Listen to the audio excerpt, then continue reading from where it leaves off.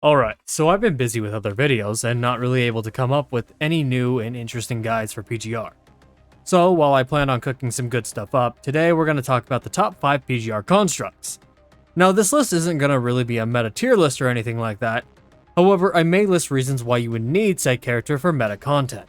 So before we continue, YouTube is censoring smaller creators. If you like to see guides and news in a short, easy to digest format, then smash that subscribe button like it owes you rent money. Now onto the video.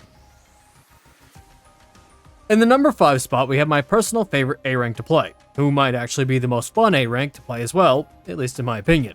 Genevieve Daybreak, a popular character derived from Matrix, was introduced a little while ago.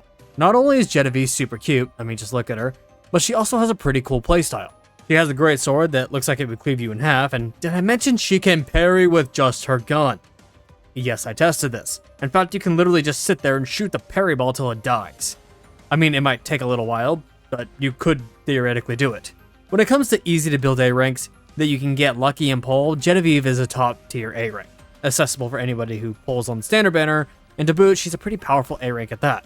I highly recommend grabbing her if you're looking for fun A ranks with some oomph behind them, or if you're just starting and don't know which A rank to select on the basic banner.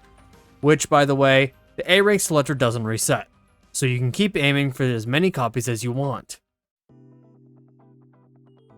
Okay, this is going to be a rant section, because actually, I'm not even going to hide how mad I am that Kuro hasn't released a new Kamui frame since the release. Kamui is like that bro that everyone wants to get a new frame, but they just don't release one. But for why? He's one of the most requested characters in both CN and Global, and to my extreme disappointment, we got Dark Bianca instead of Kamui Dark Tank. I'm not opposed to a new Bianca, but damn did I really want a new Kamui. Bro is a top tier character in design and lore, who's actually one of the most interesting characters as well.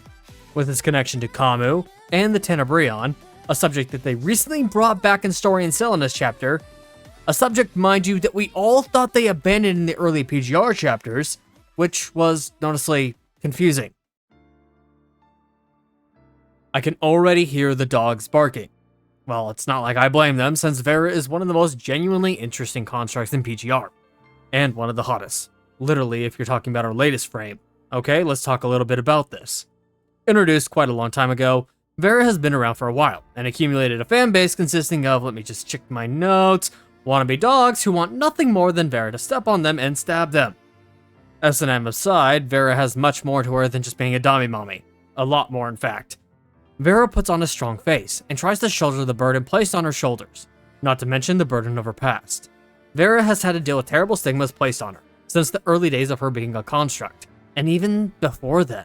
Terrible when you say it out loud, however she keeps pushing forward despite everything, which is honestly super impressive. Now for the rest of you who didn't hear a word I said and were too busy barking at the screen, go be a dear and fetch your mistress Vera a coffee.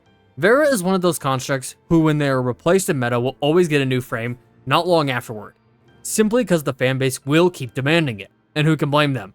Just look at the masterpiece Kuro cooked up with Vera Garavor.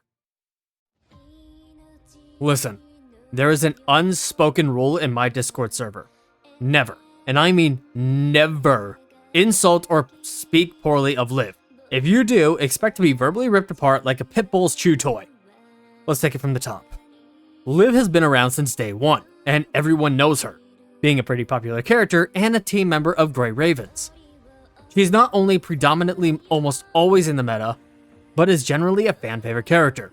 However, to add what I said when starting this section about Liv, look back at none other than one of the single most painful chapters ever released in PGR, The Surviving Lusum. It's okay, grab some tissues. Cry. Nobody's gonna blame you. Liv for the entirety of her life as a human and construct has always been sacrificing herself for the sake of her loved ones, friends, and humanity. Never once putting herself or her feelings first. Listen, you may or may not like Liv, and that's your personal opinion. However, remember that practically none of your favorite characters, including the rest of Grey Ravens, consisting of Commandant, Lucia, and Lee, would be alive without her. Everyone would have died. No ands, ifs, or buts. Liv is to be protected at all costs, and I can only hope that the upcoming Liv frame doesn't give her even worse trauma and scars than the events of The Surviving Lusum. Please, Kuro, stop hurting our precious girl Liv. Are we even surprised by my number 1 pick? Ask yourself if you're actually surprised. Yeah, that's right. You knew Luna was going to be on this list, and you knew she'd be my #1 top pick. Am I biased? Absolutely. Will I apologize? Hell no. Luna is a character that by now, you all know I love and adore. More than anything. An agent of the Ascension Network and a leader of her own group of Ascendants, namely Alpha, Lamia, and Roland. Luna is a character who was originally showed as a villain in the story. However, we come to learn more about her and we learn just how absolutely fucked up her life has been. Luna has been through tragedy after tragedy and still pulled through stronger than ever. Now, I've seen a lot of people mischaracterize and misunderstand Luna, assuming that she's the bad guy for things that she's done, when at worst she's only morally gray. After all, how would you feel if humanity threw you away and treated you like they did her? Not very good, would you? I would go as far as saying that humanity is lucky that Luna hasn't done much worse to them, because frankly, they deserve it. Now, luckily for me, Luna is such a popular character that even after getting replaced in the meta, it wasn't long until she got a new frame in the form of Oblivion, who's one of the strongest units in the game, especially because of how busted her class skill is. Probably safe to say that if she does get power crept, I won't be waiting long on a new Luna frame. Well, everyone, that's going to do it for my top 5 constructs in PGR. Frankly, there isn't a whole lot to say meta-wise, since frankly, I'm only making this video for fun since I didn't know what else to do, and I just felt like yapping. Not really a fan of the current patch, to be honest, and content creation has been super rough for us smaller creators because of YouTube. So, if you liked the video, then please show some support by dropping a like and subscribe and hitting that notification bell. Make sure to leave a comment about what else you would like to see. Interacting with the video really helps, since YouTube is trying to actively kill their smaller creators, so any interaction is greatly appreciated. With that, everyone, have a great rest of your day or night, and I'll see you on the next video.